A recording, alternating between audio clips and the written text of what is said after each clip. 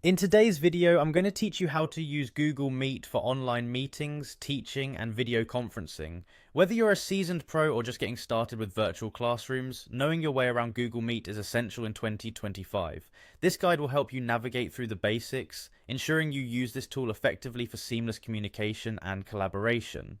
First, let's get you signed into Google Meet. Open your web browser and head over to meet.google.com.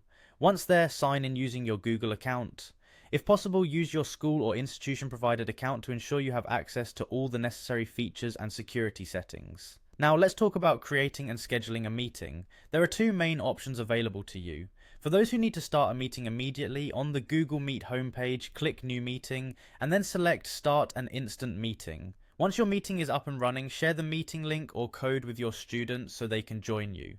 For a planned session later on, you might prefer to schedule a meeting using Google Calendar. After clicking on New Meeting, choose the option to schedule in Google Calendar, click Create and fill in your event's details. Next, click Add Google Meet Video Conferencing to generate your meeting link. Once everything is set, save your event and make sure to share the invitation link with your students, whether via email or through messaging apps.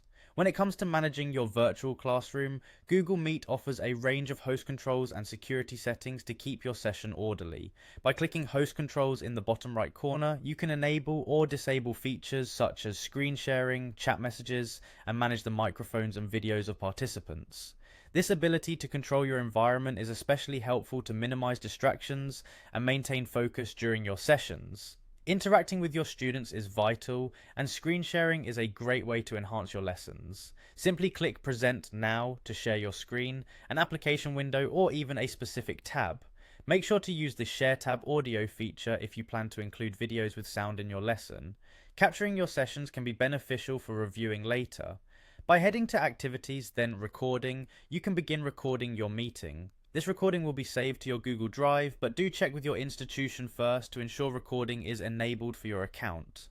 As you wrap up your meeting, click End Call to close the session for everyone. This step ensures all participants are exited safely and marks the official end of your session. By diligently following these steps, you'll be well equipped to create an effective virtual classroom experience using Google Meet in 2025. Thank you for joining today, and I hope this guide serves you well in your online teaching journey.